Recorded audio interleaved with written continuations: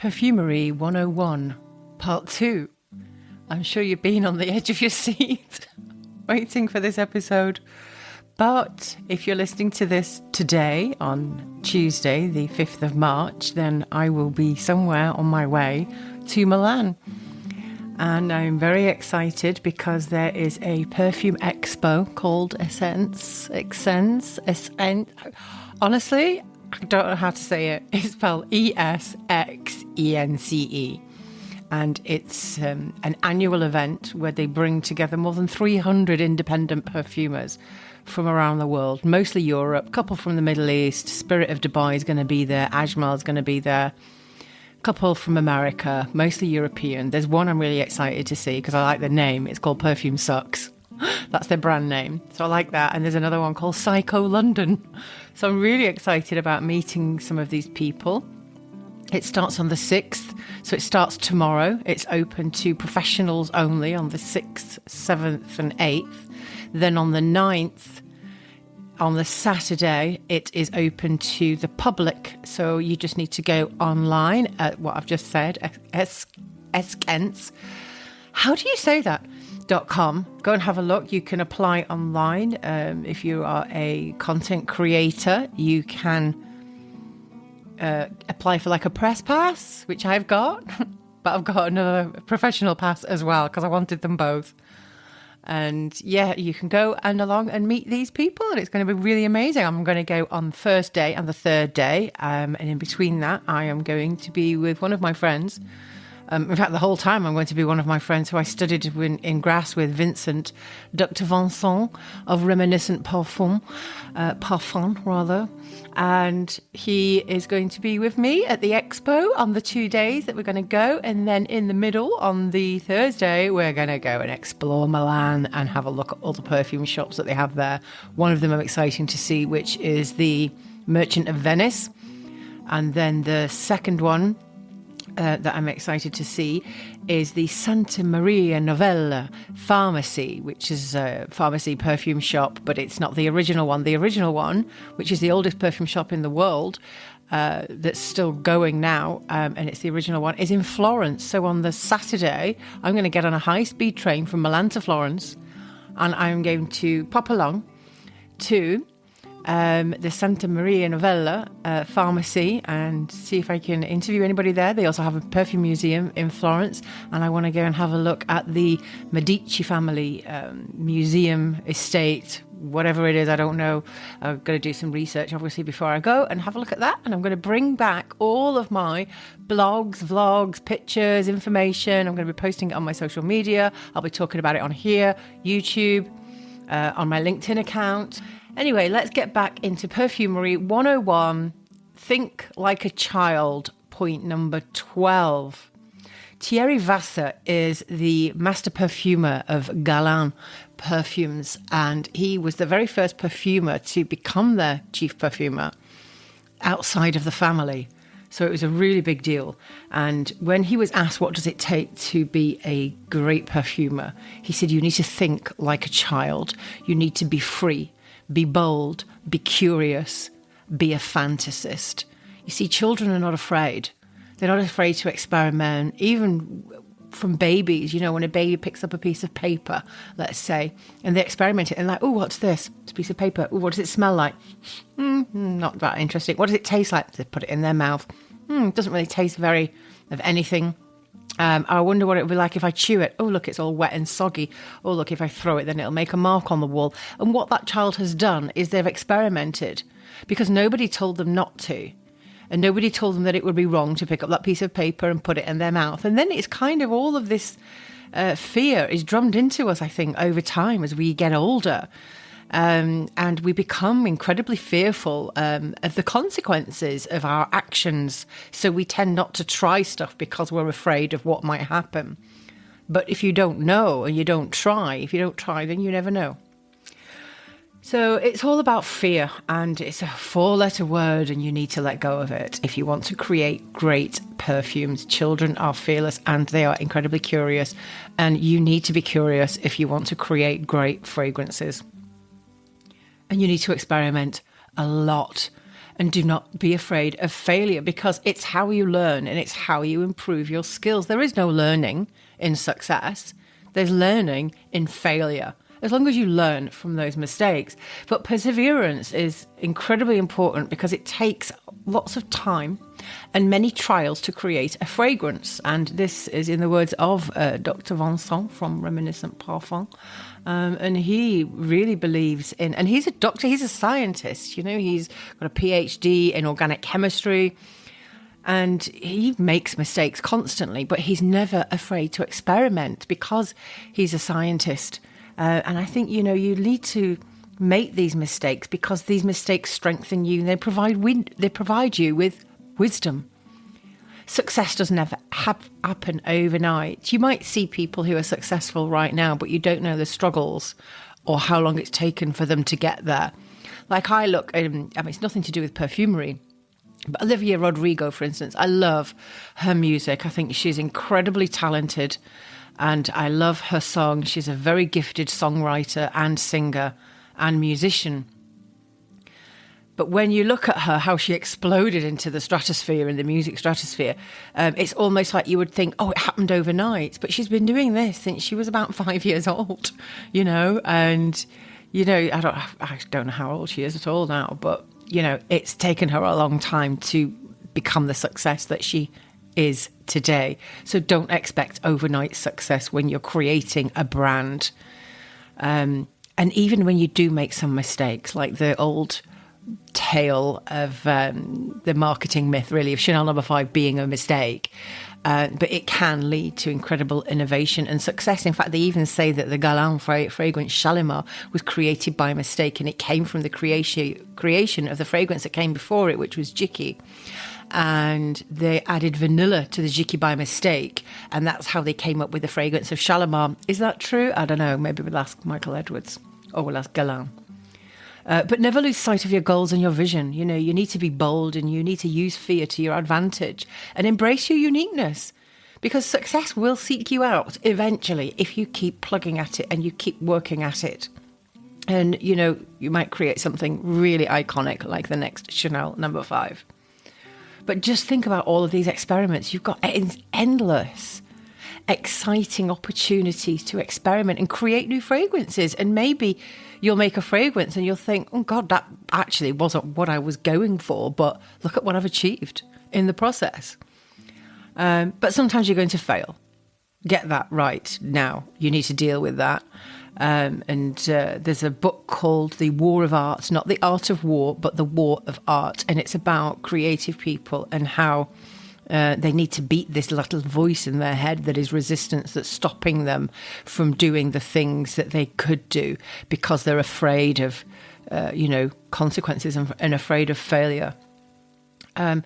But with failures become successes as well. And that's part of the process and part of being a good perfumer. And even master perfumers don't get it right all the time. And when a perfumer, some perfumes might take a year to perfect. Some fragrances, believe it or not, have taken 10 to 15 years to perfect.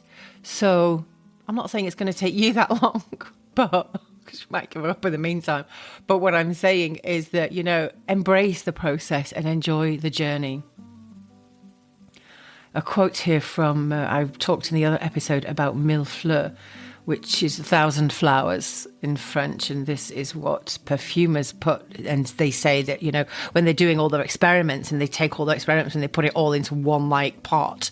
And this is the mille fleurs. So a lot of fragrances these days can almost smell like a mille fleur because they're very confusing and they put too many ingredients in there. And Edmund Rudnitzer, an incredibly iconic perfumer, was quoted as saying, when we put too many ingredients into a formula, it tends to turn it into a mille fleur. That thought hit me. From that moment, I told myself I must work simply. I clung to the motto, simplify, simplify, simplify. Only when they reach the peak of their talent do artists begin to simplify their work.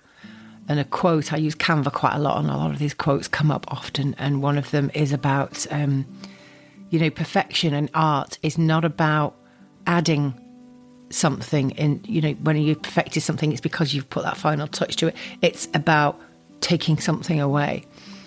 So keep it simple. This leads me on to my next point, 13. This is a principle. This is my KYSS principle. Keep your scent simple. And it's something I teach all of my students. If you have a good perfume brief and you know the oils that you need to add, use those first. And then play with the modifications and the embellishment. And always use your oils with intention and intelligence. I was recently commissioned to design 11 fine fragrances for a luxury candle brand in the US. And the client has very specific ideas about what they wanted. In fact, we've finished it now and they're under production. And I got one of the candles. They sent me one complimentary, actually, and they're just absolutely stunning. And the packaging is just fantastic.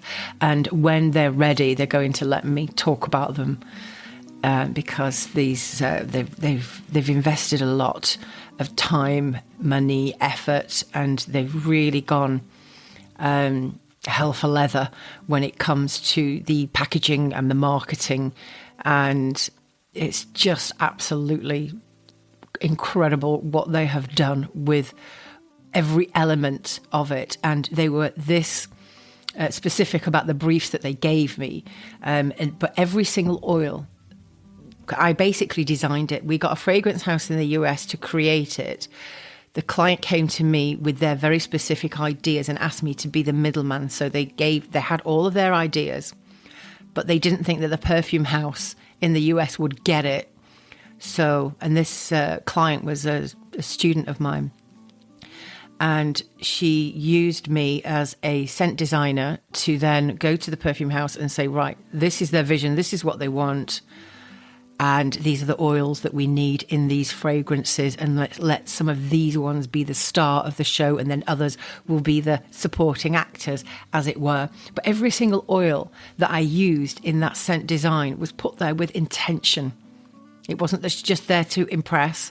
It wasn't there to try and show off to customers or just because I couldn't think of anything else to put in there.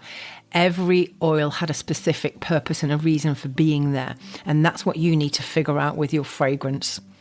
And imagine it like this. You're hosting a party. And you ask each guest to bring something. What are they bringing to the party and why? What value are they adding to the cuisine and the ambience of your party? If everybody brings sausage rolls and vanilla ice cream, it'll be a very dull buffet. Surely, of course, you're going to have some variety in there and some vol au vent, maybe some caviar, smoked salmon, egg mayonnaise, peanut butter fingers. And maybe there's even a theme for the party. But there has to be variety in there. But if it's going to be a theme of a party, then, is it a seafood party? So everybody's bringing seafood and then things that are going to complement the seafood cuisine.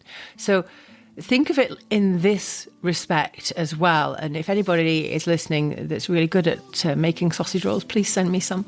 I do love a good sausage roll. But don't try to impress your customers by adding trendy ingredients. I've seen this such a lot. Or hundreds of oils for no reason other than you've seen other people doing it. You need to be true to yourself. If you're using a lot of natural ingredients are complex in their own right. They already have more than 100 naturally occurring molecules and chemicals. So keep your scent simple. And keep it light, and don't muddy the waters. Use your oils with intention. Go back to what I mentioned last week about having a perfume objective. It's like if you're a designer and you want to create a little black dress, you're not going to create a wedding gown, are you? A white wedding gown. You're going to create a little black dress, and you have an image in your mind of what that little black dress is going to be like, Is it going to be short? Is it going to be long? Is it going to be flared? Is it going to be fitted? Is it going to have sleeves? So think of your fragrance like a fashion designer would think about an item of clothing and keep it simple. But going back to the trendy ingredients, I remember when I was doing my skincare brand in Dubai, and a lot of people would, and I mean, I'm not saying this because I'm showing off and blowing my own trumpet. I'll tell you I'm not. But at the time, I was the only person that was doing this at this particular market in the UAE. And then people saw what I was doing. They saw the reaction of my customers. They saw that I was doing well. So, of course, they come along and they copy. But one of them started putting hazardous oils in there because they actually weren't qualified in aromatherapy. But they also started using trendy ingredients, like one of them, prickly pear oil, just because it sounded good. Oh, prickly pear oil. Oh, it's a face cream with prickly pear oil in it. But why is it in there? Oh, I don't know. It sounds good. Oh, right. Okay. But is it going to, like help me with my complexion of my skin? Yeah, no, it's just a cool ingredient. Okay. So stay away, please, from trendy ingredients. And like I said, you can stay with trends and keep up with the times. And perhaps if there's some new molecules that have come onto the market, or you've come across a new natural absolute or something, or quite a rare ingredient, then by all means experiment and put that into your This is about being classic. It's not about using gimmicks. There's a difference between gimmick and a trend. But with fragrance, less is more. You can always add. You can never take away. Point number 14. You won't get it right at first, but you need to be okay with that. Quoted by Mandy Aftel. I'm going to leave this section to her, actually, because she says it really beautifully. The path to making good things is making bad things. I asked her in a interview that you can see on my blog, thescentacademy.com/blog. I have an interview with Mandy Aftel, and she's also in my book, Fragrance is My Favourite F Word. And a question that I asked her was, so many students are afraid of failure. What would you say to beginners who are afraid to try because they want to make a perfect perfume right from the start?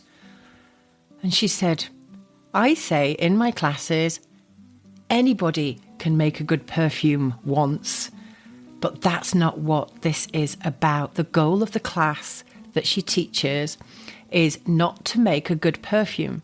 So please let that go now. If you make something good, it's a fluke. Initially, if you make something good right from the offset. She said, I feel like the onus on people to make something good is wrong. The path to making good things is making bad things. That's where the learning is. If you're not making some bad things, you're not being honest with yourself. I will always say too, all your friends are going to tell you it smells good. Don't believe them. It doesn't smell good.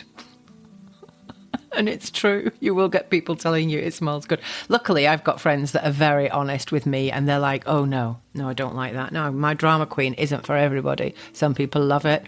It's quite polarizing. Some people love it. Some people hate it. My husband really doesn't like it at all. Most of my friends love it. Some of them really don't, because it's just not for them. Not everybody's going to like your fragrance. But know that you're not going to get your perfume making right initially. You won't get it right at first. You need to be okay with that. The last point leads me on to this point. Number 15, be patient. These days, like that Queen song, I want it all and I want it now. And they do. Everybody's in a hurry. Everybody wants it now. I see so many videos on YouTube of like youngsters, like kids, they're like less than 20 years old, and they're like, how to make $1 million with no effort in a week. Do you know? And it's like, it's not possible. Like, you can't. Unless you're very lucky on the stock exchange. But masterpieces take time. Some perfumes have taken, like I mentioned before, as long as 10 to 15 years. You know, Rome wasn't built in a day, and neither will your perfume be. And I'm not saying it's going to take you that long, but bear in mind when you're creating. In the earlier 20th century, perfumes also were given time to mature before being released, and quite a long time. And this process is called maceration. It's when the perfume blend or the jus is left to rest, allowing all the components to marry together in harmony. If you were to go to Fragrantly in Grasse and you take the free tour that they have in their basement, it's very interesting. It's only about a 20-minute tour, and you see all the big vats that they have with the perfumes in. And then they've got a sign on it that tells you how long that needs to macerate for in that tank. And it might be 4 weeks, it might be 6 weeks. And they know the perfect maceration time for it. So when they create that fragrance again, they know that it's taking 4 or 5 or 6 weeks for that juice to come together and all of those components marry in harmony. It's like when you're cooking something, and it always smells better or tastes better the next day. When I cook a curry or a stew, it always tastes better the next day.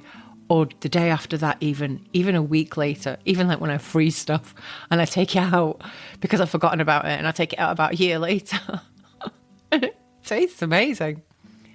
But, given time, your perfume is going to take on a new life, which is why when you're experimenting, you need to wait before judging the perfume.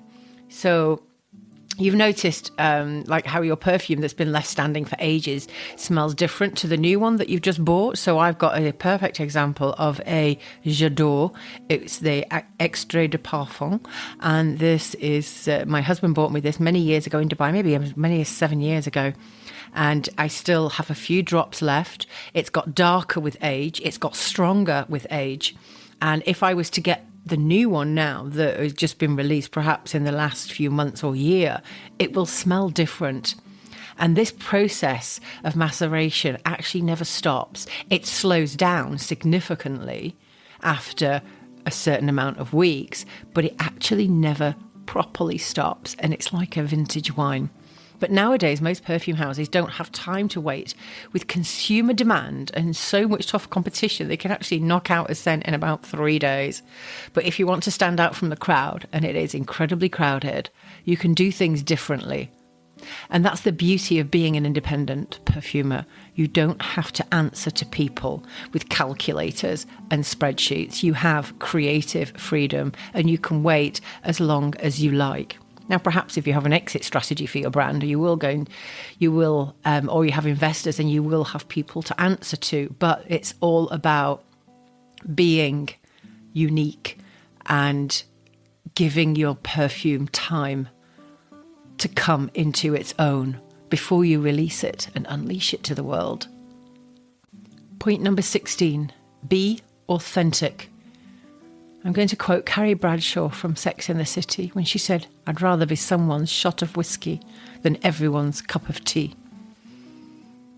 And again, I go to Mandy Aftel when she says you shouldn't focus on appealing to the masses. And I said to her in my interview, you once said that your perfumes are not for everybody, but you don't want them to be. I think that's where many new indie perfumers make mistakes. They want to appeal to the mass and constantly release ill-thought-out perfumes, hoping eventually they'll please everyone. And her answer was great. She just said, the world doesn't need another bad perfume. And it really doesn't. She said, there's enough of them. I don't understand why anybody would want to spend their time doing that. And I think they have stars in their eyes. It's just such a pleasure to do something that you believe in and build it up gradually. It's a very different dynamic, and you can get people to go in that direction. If you can get them to go in that direction, it's such a more meaningful way for them to spend their time and money. You've heard of the old phrase, you can't please all of the people all of the time, but you can please some of the people all of the time. And that's what you should focus on. And once you've found your tribe, concentrate on keeping them happy. They're buying from you for a reason. So stay true to yourself, your brand, and your clientele. In the fictional TV series, The Crown, love that TV series, Harold Wilson, who has said, we can't be everything to everyone and still remain true to ourselves. And it is so true about being authentic, because when I want to go back to that point, is they're buying from you for a reason. What is that reason? And then you just need to find more of those people. So not everybody likes my style. Not everybody will like my podcast. Not everybody will like my YouTube channels. Sometimes I can get a bit excited and overexcited and a bit screechy. Sometimes I laugh a lot. But, you know, I've got competitors that don't do that, and they take themselves incredibly seriously, too seriously, snobby, in fact, because they're trying to be incredibly professional, and they think that being professional, you need to be stuck up. And then, you know, I've got other competitors that are so incredibly dull that they could talk a glass eye to sleep. But you know what? Some people like that, and some people gravitate towards people like that. And lots of people gravitate towards me for my own unique style. And I don't want to be like anybody else. I want to be like myself. I'm good at being me. There is nobody else. I'm unique. And I don't want to emulate anybody else. And I will always find people that like me for me. And the ones that don't like me, they can go to other places. That's absolutely fine. And I'm okay with that. So you need to be okay with that too. Find your uniqueness. Point number 17, know the rules. Now this is a very serious one. The world is an incredibly litigious place these days, and the last thing you need is to get sued by a client for a reaction that they had to your product.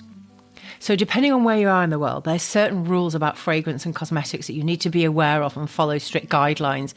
Do not be naive in thinking that the rules don't apply to you.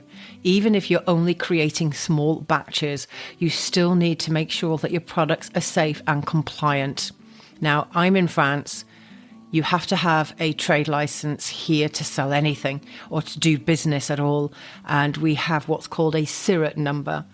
And when you go and advertise on Facebook groups, for instance, these Facebook groups are incredibly strict. And if you try to advertise your services, whether it be selling merchandise or providing services, you have to provide your SIRAT number or your trade license number in order for the Facebook group to accept.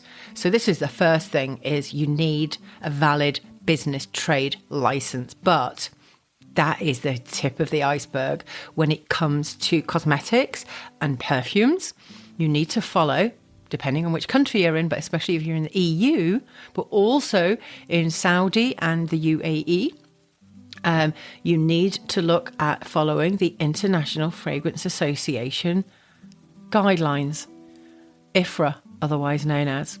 And they have compliance rules that apply in many countries, the ones that I've just mentioned, and there's many more. America is really not one of them. They can pretty much put whatever they want. If you think about this, when I buy shampoo, for instance, I look on the back of the bottle to see where it's manufactured and where it's produced. And if it's produced in the EU, I will buy it. If it's produced in the US, I won't, because I think the FDA have banned probably less than 20 ingredients for cosmetics, and the EU have banned more than 1,200. So I know the safety of it will be better if it's produced in the EU. And the EU cosmetic guidelines are even stricter about the safety of cosmetics than IFRA is. So if you intend to create your own fragrance, incorporate it into a product that's going to be used on the skin, you need to understand these guidelines, and they will tell you which ingredients are allowed, which are restricted, and which are banned completely, and in what quantities you can use them safely in the end product. So you can visit the respective websites if you just Google EU cosmetic guidelines, and if you go to IFRA, I think it's ifra.org, the International Fragrance Association, and they've got a lot of documents that you can look through there. And visit their websites and figure it out for yourself, or you can get in touch with a professional that can guide you on the right path. Your products will also need to be tested by a cosmetic chemist before you can legally sell them. And in my courses, I actually give the contact details of my own cosmetic chemist that I use in the UK. But you can find your own if you like to, or if you wanted to take one of my courses, then I'll give you the information of him. But yeah, and I do have some of my students that go, and he's incredibly reasonable, and he was head of technical for Chanel for many years. So... but you need to then give them the whole formula and the percentage of it, etc. And then you need to Like, for instance, you can't just buy... I have a friend at the moment who's making soap and she wants to use duck fat in it. And I know people that use goat's milk, or they use donkey's milk even here in France. They sell it at the local DIY store, actually, and it's absolutely gorgeous. But it's donkey milk. But you can't just milk your own donkey in your own backyard and then put it in soap and then sell it. You have to buy it from people that actually have registration documents to prove that that ingredient is actually safe to be put into a cosmetic ingredient. So you can't just... Do you know what I mean? So the ingredients that you put in need to have the certifications and like the INSI number that they call them and things like that, so that your cosmetic chemist knows that that ingredient that's going into your thing has also been registered and is safe for use as a cosmetic. Rule number 18. If you don't ask, you don't get. If you don't ask, you don't get. And I was talking to a billionaire businessman in the UAE when I was over there many years ago. And I asked him if you could give somebody, a new entrepreneur, any piece of advice. He said that would be it. If you don't ask, you don't get. And this rule applies to everybody. It's inevitable that you're going to find yourself in a situation where you're going to need to ask for something, whether it's for helping creating something, an opinion about your fragrance, or finding out whether something is possible. Perhaps you need legal or accounting advice, you're looking for good sources, whatever your requirements are, you'd be surprised at how many people are eager to offer advice. You just need to ask them, and sometimes it might be for free. You can join Facebook groups with like-minded people, perhaps creators, or entrepreneurs, and you'll always find somebody on there that's willing to offer expert guidance. People like jumping on threads because when people are jumping on a conversation thread, people are seeing their name. And then when they're seeing their name and they're seeing valuable advice that they're providing, somebody else might be reading that thread and go, oh, gosh, she's incredibly knowledgeable, isn't she? I think I might go to her and pay for her professional services. So people love doing this. It's a way of promoting themselves as well. So lots of people might be willing to give it for free. But if not, perhaps you could do a tit for tat, offer products or services in return if your budget is tight. But experts are aplenty. You just need to seek them out. But always remember to reciprocate by being generous with your own advice. And if people seek you out, give it to them for free. Not always, though. I offer free advice all the time, and people remember me for my generosity, which costs me nothing, but it's invaluable to many people. Point 19 is get noticed. So your perfumes or your products, they're ready. The paperwork is in order. They've all been tested. You've got a fabulous website, a great email. What are you going to do now? Well, you need customers. You need people to buy your fragrances, and you can actually seek out these customers before your product's even ready and create excitement. Lots of companies these days do pre-launches, whether it's for a cosmetic or whether it's for a book. You can do pre-launches as long as you know approximately when it's going to be. Don't tell people I'm going to launch a perfume on June the 21st and then it's not ready until November. So you need to plan it accordingly. But you can still be working on the final touches whilst you're creating excitement and a buzz around it. Now, marketing can cost a bomb if you use agencies. And is that really the right way initially? Perhaps not. You can try Etsy. Lots of people go on there. There's a massive love-hate relationship. If you go onto YouTube, many people are telling you don't bother with Etsy, or do, because it's like a search engine. You know, if you're selling solid perfumes, for instance, and then you put that into Etsy, that will come up. And often you'll find that Etsy is very good. They have excellent SEO. So if you put your perfumes on Etsy, but then somebody's not looking on Etsy specifically for a solid perfume in a vintage pill box, let's say, they will not go into Etsy per se. They will type into Google or Bing or whatever search engine, and they'll type in, you know, solid perfumes in vintage perfume boxes. And the Etsy listings, you know, will come up automatically because of the really good SEO. Lots of people rave about it. I think it was in 2020, they had 4.4 million sellers. So it's incredibly competitive. One thing I will tell you about Etsy is you don't have control. There's a lot of people that have been told that, you know, a lot of people have had their shops shut down for no reason, or a reason that, you know, was completely baffling to them. And, because they've got a lot of strict guidelines, of course, they take a percentage. They prefer people that pay for ads on the Etsy platform. So, it can be expensive going on Etsy. But also one of the things, and I watch a lot of tutorials on YouTube about marketing and about using different platforms. And especially Etsy, because I was contemplating it at one point and then I decided not to, because I have my own website and I have my own shop on my own website. So why wouldn't I just use that? Because what can happen is, let's say you go and you buy a perfume and you find this solid perfume in a vintage pill box. It's really gorgeous in the shape of a cat. You want to buy it for your friend who's like a cat lady, and you get this perfume. And then you think it's absolutely gorgeous. And then you give it to your friend. And then your friend says, where did you get it? And you go, oh, I got it off Etsy. Okay, but what's the name of the seller? Oh, I don't know. I can't remember. Was she called Julie? No. Janice? No. Was it Jill? I don't know. But she's on Etsy. Oh, right. Well, that narrows it down, doesn't it, a bit, to like 4.4 million sellers. So, but if somebody said, oh, I bought it from by Melanie Jane, or I bought it from the Scent Academy, or I bought it from the Drama Queen, that you remember the name because you remember where you bought it from. If I buy something from Chanel, if I buy something from Joe Loves, I know that I bought it from Joe Loves. But the automatic thing for people to do is, I bought it from Etsy. A friend of mine bought me a necklace. It was like a snow globe and it had the Eiffel Tower inside of it. It was hideous because it was like, it didn't even work. There was no glitter in it or anything. And she was so disappointed when she got it. But I said to her, where did you get it? She said, I got it off Etsy. I was like, okay, what's the name of the seller? She said, I don't know. So there you go. But you can find out, of course. You'll go and have a look at your invoices. But you want it to be your name on the tip of people's tongues. So maybe Etsy isn't the way to go. You can look at Facebook groups as well and forums. These are a really effective way to reach potential customers, but they have rules about brand promotions. So you need to check with the admin first. So a lot of them will have like Shout Out Saturday, Small Business Sunday, Traders Tuesday and things like that, where they allow people in the group to promote their own business.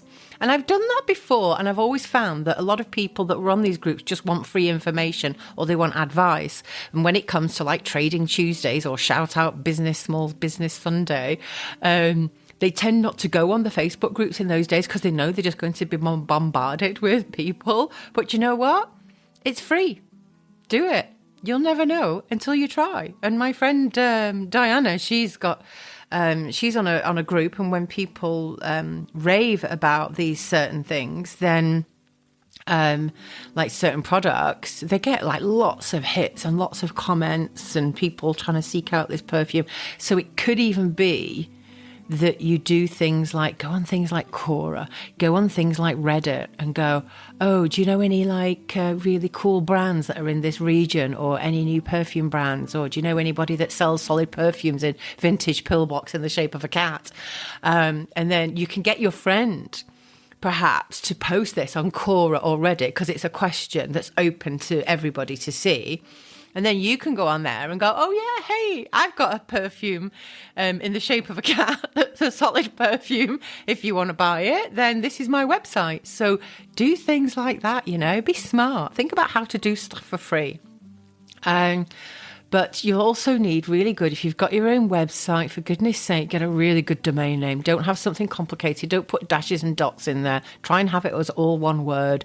Make your brand memorable and your name memorable, and make it and keep it short and sweet, and always get the .com. Always, always, always get the .com.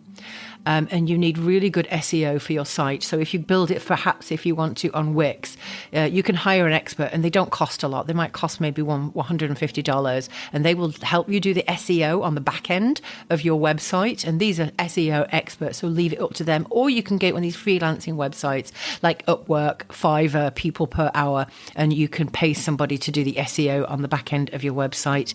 But hiring an expert will get quicker results than you investing time in trying to train yourself on something that you have not the foggiest idea about what you're trying to do. And it could take you months and months and months to get it right. Hire an expert, invest in it. You're investing in your business already. Why wouldn't you invest in trying to get noticed? PR is an incredibly good option too, which can vary from a few thousand to tens of thousands. But in Dubai, I was really lucky to find an amazing PR guru. And she wrote press releases and got me into the most popular papers and magazines and radio shows and even a spot on the telly. Yeah, Melly on the telly. I was on the NBC4, which is a regional, very, very popular television show in the Middle East. But don't forget social media. People love it or hate it. It's a free way to get global recognition for your brand. But please don't dance on TikTok, even if you're a really good dancer. Even if you're like a world-class ballerina, please don't dance on TikTok, because if you're trying to sell perfume and you start being stupid on TikTok, people won't take you seriously, and it could actually damage your brand before you've even started. So by all means, go on TikTok. There's a lot of stupid videos on there. There's a lot of people being really dumb. But there's also a lot of very big brands on there. You know, Chanel is on there, Dior is on there, Mercedes is on there. Is Rolex on there? I don't know. Mont Blanc, probably. But yeah, a lot. Even the massive brands are on there. So perhaps hire somebody that knows how to do it properly on TikTok without you having to do dancing or, throwing yogurt over your husband's head and then filming it for laughs. But what you can do with a PR person, if you can find a freelance PR to do it for you. Now, I hired her. I had a really good relationship. And she was actually a student. She came to one of my aromatherapy classes. Actually, it was a full day aromatherapy class where I taught people about essential oils and how to make like 6 products in a day, which they did. It was amazing. And it was very hardcore. It was very intense. And she loved what I did so much. She said, listen, if you want PR, I'll do it. I normally make people sign up for 6 months. I'll give you a 3-month contract. So she did, and she got me into all of these amazing publications. And one of them was The National, which is a newspaper online. It's a printed one as well, but online.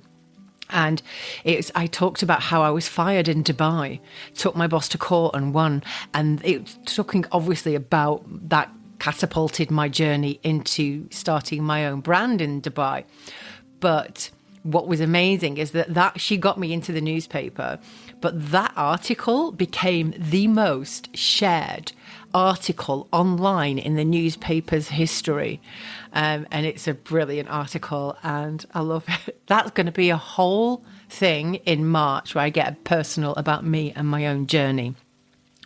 But one piece of advice that she told me about PR is, unless you're constantly launching projects or perfumes or products every month and you've got something new to say or to sell every single month, then you might not necessarily need someone to do your PR for permanently for the long haul. You might just need them for the first 3 months, because especially if it's regional, you're going to be in regional publications, radio, TV, newspapers, printed and online.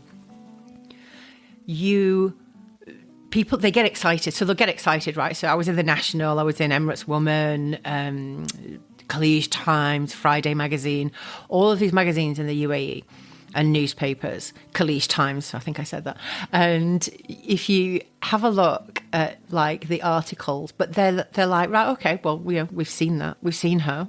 She's done that. Has she got anything new to say? No. Well, we don't want to print her again because we need to keep our magazine and our publications fresh. We're always posting new news. That's why it's called news, not old news.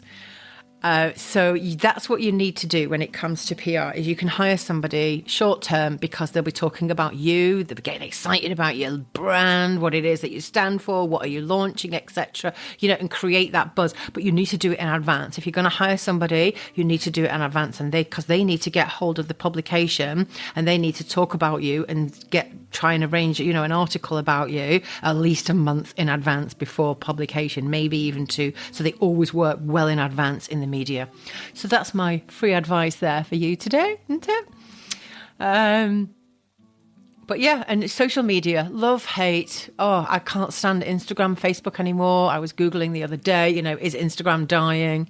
Because TikTok has really kind of taken over. It seems to be And a lot of people are, of the same idea. Everybody's talking about TikTok these days. I watch Dragon's Den, and it's all about brands that come in that are selling stuff.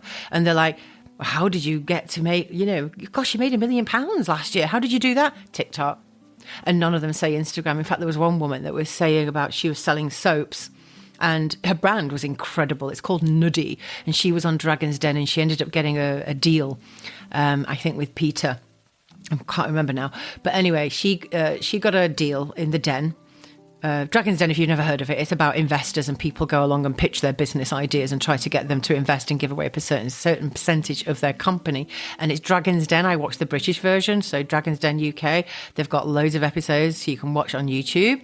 And you get some really, really good information from Dragon's Den. If you're thinking about starting a business, or you're already in business and you want to improve things, watch episodes of Dragon's Den. It's incredible, the little tidbits of advice that you can get from the dragons, because they give advice to the investors and say, I'm not going to invest in you today because of X, Y, and Z. But if you were to do this, then I would come back, or you're not ready. Or, you can listen to the entrepreneur's pitch, and the entrepreneur's pitch will tell you what they've done and how they've done it, and the right things that they've done in order to be successful so quickly. Or, it's taken time, but now we're successful and we've learned a lot. But going back to the soap lady, she kept losing money. And in her first year, she lost a lot. The second year, she lost money. The third year, she lost money. And they said, why are you losing all of this money? Your turnover is good. It's hundreds of thousands of pounds. But yet you're losing money with your net profit is a loss every year. And she said, because I wasted so much money on Facebook and Instagram, advertising, paid ads. I wasted so much. And she did it the first year. And the second year, she didn't properly learn from her mistakes and ended up wasting hundreds of thousands, over 100,000, I think, on pounds on Facebook and Instagram ads. So social media is brilliant because it's free. So don't knock it. It's a brilliant way for you to reach out to people all over the world. I remember in 1996 and beginning of 97, when I'd taken my waxing course. I learned how to wax, armpits and bikini lines and backs and legs and mustaches. And how could I reach people? There was no social media. There was no Facebook. There was no Instagram. I didn't even have a mobile phone in those days. And I had that dial-up internet connection. You had to plug it in and then start it up, and it go like BT internet, and it would take like 10 minutes or 15 minutes to get connected. It was awful. How would I reach? How did I get customers? I had to design a flyer and then get it printed and then go and walk around the streets of my local villages and post them into people's postbox. And it took me a whole week of posting all of these things, and I got one person that came to come and get their whole body waxed before her wedding. But at least I got one person. But now you can reach people on the other side of the world, millions of people, for free if you do it right. 2 people I would tell you to get advice from, or go and watch their videos on YouTube, is Gary Vaynerchuk, who built up his parents' wine business into a multi-million-dollar brand, and Neil Patel. He gives incredible, very short, very succinct bits of advice about social media. So go and Google those people and have a look at how to get your brand noticed on social media, because you can have the best product in the world and you can have a flabbergasting fragrance that the world will fall in love with. But if nobody knows that you exist, you will sell nothing.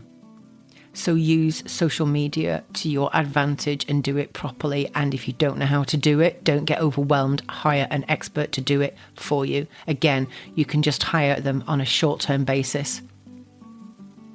But do it properly and do it smart.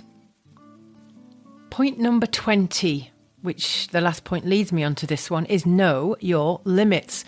You have to face it. You cannot be good at everything. Nobody can. and nobody can do everything by themselves. There are so many incredibly talented individuals who can do the things that you cannot. So outsource those things and give them to an expert that can. I'll tell you, I have spent so much time and wasted so much material on trying to design crappy labels with bad designs. They made my products look cheap, even though the ingredients were expensive. But I couldn't command the prices that they deserved because I had amateur-looking branding, amateur-looking labels. And it took me about a year of struggling when I finally gave in. And luckily, I had a neighbour who was a graphic designer, and she was so obsessed with my skincare range that she said, I'm going to give you all of this design for free. So she helped me with my logo label design, and then I gave her free products in return. So, we're going back to the other point, which is, tit for tat. And I could concentrate then on other things about creating things. I can concentrate on the things that I was good at. Whatever you cannot do, find a freelancer to do it for you. Do not waste your precious time struggling to do it when you can focus on your real talents. Struggling will only add to the frustration of running a business, and you could be tempted to just give up before you've even started. Outsource the things you cannot do. And luckily, these days, as I mentioned before, freelance websites where you can find people and pay them a one-off fee. There's no longer you have to hire somebody and give them, all the benefits and the holidays and a full-time salary, even though, they're probably slacking like I used to. And I used to go shopping for about 4 hours a day when my boss was away. I would literally not work and I would book holidays online. Do you know what I mean? I was getting paid a full-time salary. That's why I had to set up my own business, because, I work incredibly hard for myself, but I didn't want to work for him. But he was a psycho. He was the one that actually took to court. But that's another story that will be coming in March in part 2 of my scent saga. But yeah, use these sources of freelancers. There's lots of people looking for work, and you can look at their portfolios as well online. So if you go on Upwork, Fiverr, people per hour, there's other ones as well. And you can look at their portfolio and you look at the reviews as well. But the reviews, I did hire one girl and she had fantastic reviews, and I got her to edit my book, actually. She was supposed to be formatting it, not editing it. She was supposed to be formatting it because I was struggling with doing that. I'm good at writing and I'm good at putting things together like that, but I'm not good at the design aspect of the formatting of a book. I don't know how to do it. She had the software. She's an expert. She's been doing it for 20 years. She worked for Penguin, and other, massive publishing houses. So I handed it over to her. And even though she had really good reviews and stuff, she was absolutely shocking. And she messed it up so much. I was supposed to launch my book in December, and I ended up not launching it until March. And it was okay because it was serendipitous and I launched it on my birthday. But I learned, a very valuable lesson. I kept giving her leeway, and she's like, oh, I'm really sorry, and she kept making excuses about, personal problems that she had. And I talked to my friend who's from Moldova, and the designer, and I said, she's got all these personal problems, and that's why she says that she keeps making mistakes. She was making mistakes and typos that weren't even there in the first place. Then she would go back and rectify it, and then she would make mistakes again on something that wasn't even, do you know what I mean? I'm like, oh God, I can't keep giving her these, and I kept feeling sorry for her. And, I was letting my emotional side, get involved, when really I should have had my business hat on. And when I told my friend about what she was doing, and I said, she's got these personal problems and whatever, she said, so what? That's not your problem. She should be doing the work for you, and she should be giving you that work on time and in a professional manner. She's messing it up, so get rid of her. Her personal problems is not your problem. She's a professional and she needs to act like it. So there's hit and miss with freelancers, but once you find one, you can keep going back to them. And that's the great thing about freelancers. You might hire one to do some work for you. It might be social media or accounting, design, whatever. Then you will use them for that perhaps project, and then you might not use them for another 3 months. And then you might go, oh, I like what you do. I like what you did that time. Can you do it again? So it's a beautiful thing. Outsource it. Please use these freelancing websites. They're there, and they're resources, and they're there for you.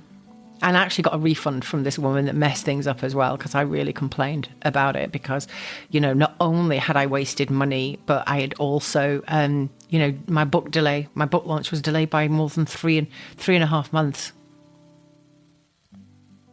Just 2 more points to go. Point number 21, adapt or die. Okay, die is a bit of a strong word. You won't actually die, but your business might if you're not able to adapt to changing times and circumstances. I'm going to give you a quote from Leon Megginson. It is not the most intellectual of the species that survives. It is not the strongest that survives. But the species that survives is the one that is able to adapt to and to adjust best to the changing environment in which it finds itself. Now, we all remember 2020 and 2021. The world changed forever, and people had to take their businesses and put them online. People had to close down their businesses if they weren't able to do that. But businesses that had previously seemed unlikely to be successful online actually thrived because the owners found a way. And they did it.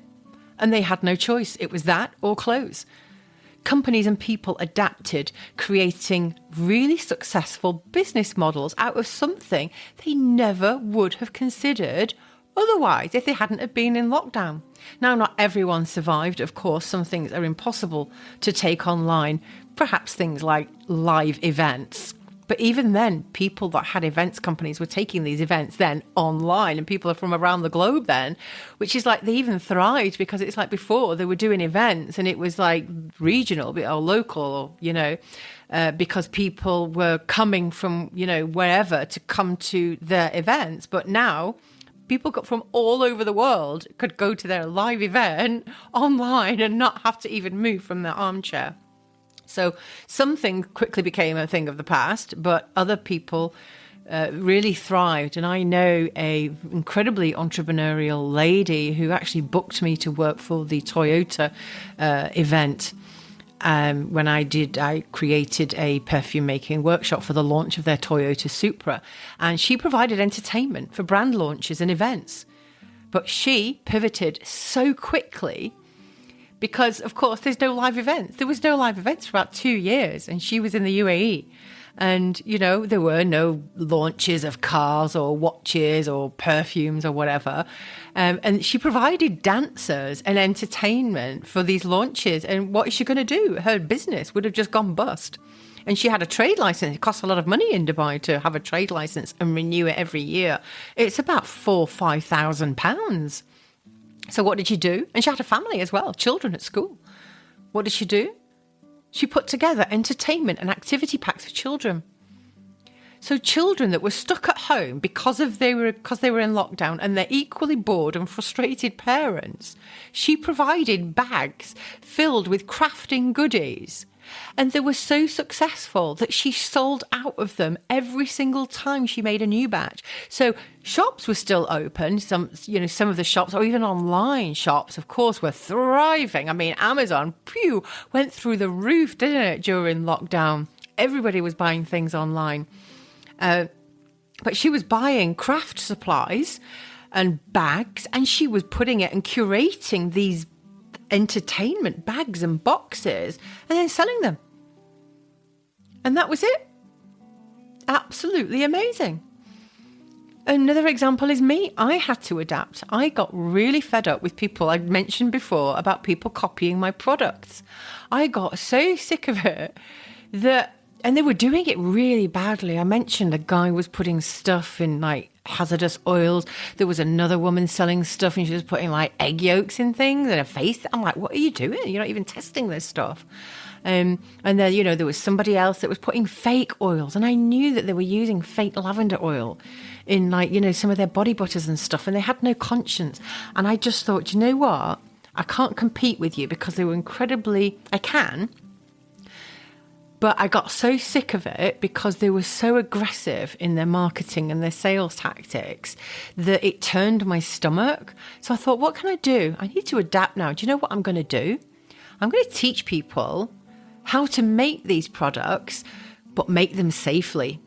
And I'm going to teach you about the proper ingredients that you should be putting in them. and how to increase their shelf life and how to create safe, beautiful, incredible smelling skincare, aromatherapy, fragrances and products. And people loved coming to my classes, and I did perfumery classes and I did aromatherapy classes where I taught people about making just really simple aromatherapy blends. But then I also taught people how to create blends for skincare and how to create skincare products. So I had 3 different types of classes. But not everybody who wanted to learn from me was in Dubai or even the UAE. People, yes, for the master classes at the Burj Al Arab, because it was perfumery, people would fly in. But, that was a small amount. Most people were regional. So what did I do? Again, I adapted and I created an online learning academy so that students could take part around the world. So you need to be like a chameleon and adapt to your environment. And what you do now may not be the thing that you end up doing. Open your mind to that. And when that day comes, you'll be ready. We're almost at the end now. Here is my final point, 22, collaborating. So what about after all your training and experimenting with your fragrances, you realise it's just something that you don't want to do? Perhaps you've trained with me or somebody else and you know how to make fragrances and you like experimenting, but perhaps you want to have a fragrance brand, but you don't feel confident or capable enough to create your own successful commercial scents. What do? You can get an expert to design the scent for you. So it's like a collaboration between you and the scent designer, something that I did for my client in the US with a big candle brand that I can't reveal the name of just yet, but I will do. Trust me when she's ready. And the scent designer in the perfume house will produce the fragrance for you because it's a collaboration between the designer and the perfume house. And you might say, well, why do I need a scent designer like Melanie Jane? I can do that myself, can't I? And you could try, but a perfume house needs to know that you're not in it just to get free samples because they have chances, trust me, doing that all the time just to get free samples of perfumes. And lots of perfume houses actually won't give small startups or individuals the time of day. And if they do, they won't have the time that you need to get your ideas across. A lot of things can be lost in translation and it can be extremely frustrating for both parties. And that's why, I have clients that use my services because I understand what my clients want when they say, well, I've got this vision of this fragrance and these fragrances, but I want to get it over to a perfume house. I know how to put it into the industry terms to get that fragrance done properly. I've done collaborations with perfume houses in the US, in France, in Italy, and in the UK. And they basically, when the samples have come back, the client have actually loved them the first time. Some of them we didn't even need modifications. Some of them we needed a couple of modifications afterwards. But yeah, sometimes I've got fragrances that, I've designed and given over and handed over to a perfume house. And that perfume house has created it and the samples have come back and they've been brilliant. The clients love them straight away. Doesn't always happen. But yeah, things can be lost in translation if you don't know what you're doing when you want to collaborate with the perfume house. Now, I have a private label perfume course online as well. And it's called Private Label Perfume Mastery Course. And it actually shows you how you can go from being a startup and to either creating your own fragrances and starting your own brand from start to finish, or you can collaborate with a perfume house. And I show you how to do that. So then, if you don't want to hire a scent designer to be the middleman, you can do it yourself, but I show you how to do it. And it's actually a lot more cost effective than using my services to do the scent design for you. So, but I show you how to do that. But If you do it by yourself and you don't know how to approach a perfume house, you might end up with a scent that you're not incredibly happy with, or with a fragrance that's off the shelf and not unique to your brand. This is going to be another podcast that I'm going to be doing actually about, with working with perfume houses, and it'll be a little insight into what is actually involved in my course. But there are unscrupulous houses, I shall name no names, who will just select something from their extensive library and hope that you don't notice, and they won't even do any modifications on it. When they're dealing with an expert, they should know better than to pull the wool over their eyes. So a scent designer can give you an inroad into a perfume house that they already have a relationship with, like I do, and you also get to the nitty-gritty of what you want in your scent to turn your vision into a beautiful reality. But using a perfume house to produce your fragrance is the most commercially viable way for you to scale up, because they buy raw materials, the individual ingredients, and they buy them in tons, or if they don't buy them in tons, they buy them in tens of thousands of litres or thousands of litres of oil. They don't buy 5 mils and then make perfumes individually for people. So they've got access to raw materials in abundance. They obviously buy them in bulk, so they get great deals on their prices, and they can create perfumes for you really quite quickly. So if your end goal is to scale up your brand, I would always go with a perfume house. And I'm not talking about scaling it up and just selling it in a few, retailers here, there, and everywhere. I'm talking about really scaling it up and having an exit strategy so that you can sell that brand in about 5 years, like Joe Malone did to Estee Lauder. So it depends what it is that you want with your business. But, don't expect a perfume house. I'll tell you this right from the start now.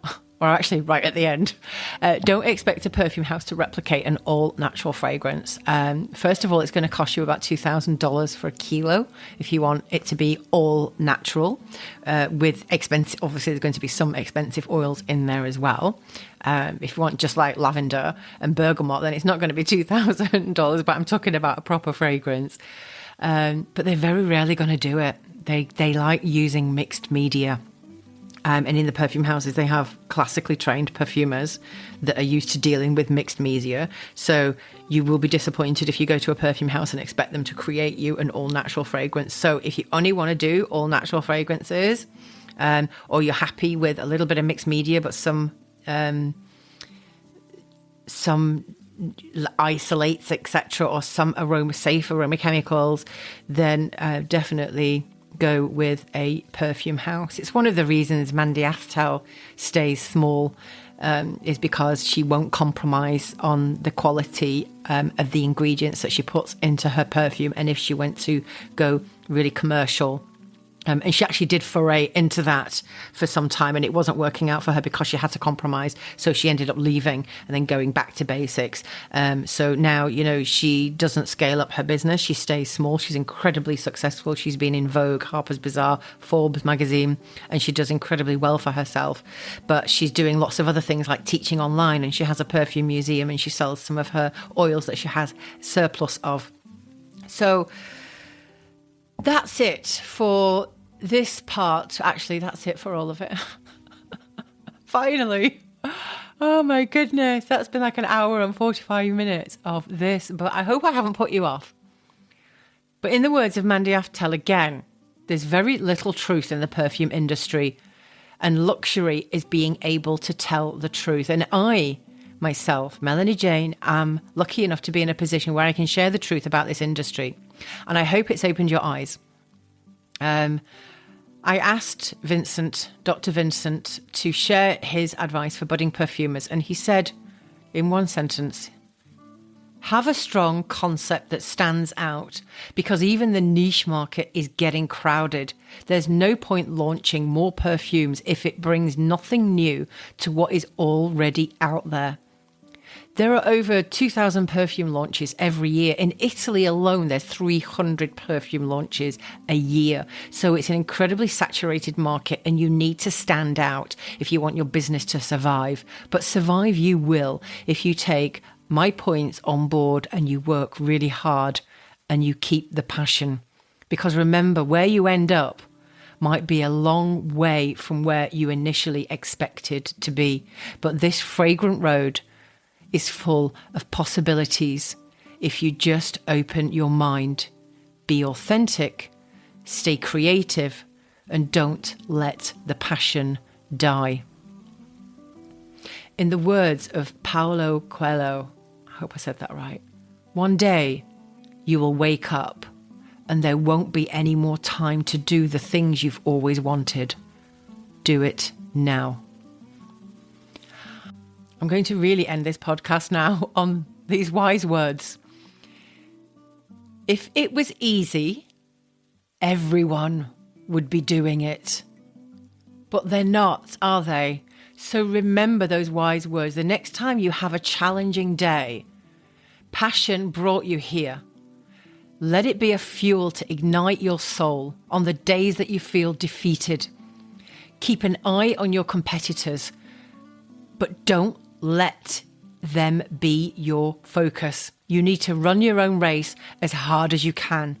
Don't be tempted to copy them, but outdo them. Whatever they do, do it differently and do it better. Your focus, your customer, is everything. You must focus on them, listen to them, engage with them, and make them a part of your journey. And if you feel completely stuck, I'm here to help. And I post many, what I hope are motivating videos and podcasts. And, whatever you do, do it with love. But remember these words again. If it was easy, everyone would be doing it.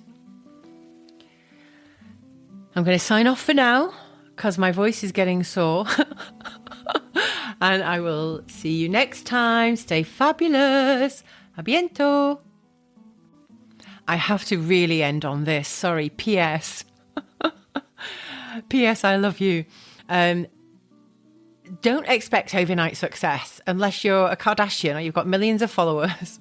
You need to build trust with your audience. And I watched a video of a guy who used to be, I don't know, not my words, they called him a beach bum. He was in America and he ended up launching a incredibly successful soft drinks company and he made millions, and he was interviewed about his success. And he said, there's three main reasons that people won't buy from you. Number one is they can't afford it. Number two is they don't want it. And number three is they don't trust you. And the third one is the only one that you should concentrate on, because the other two may never be your customer. If they can't afford it today, maybe they can afford it in the future, perhaps. But definitely, if they don't want it. I went to a flea market a few weeks ago and there was a couple there and they had a full dinner service. And it was a bit shabby, but it was all right. It wasn't broken or anything. And they said, do you want it? And I said, no, thanks. He said, but it's free. You can take it. We don't want to take it home with us because it's such a lot. We'll give it to you for nothing. I said, but I don't want it. They said, but it's free. I said, but I don't care. I don't want it. What am I going to do with it? I'm going to stick it in the shed with all the other stuff that I don't want. So you can't convince even for free. If people don't want what you've got, they're never going to buy it from you. And if they can't afford it, then they can't afford your stuff. They'll go and buy something cheaper. You don't compromise your prices because of that, because you're always going to get people that can't afford it.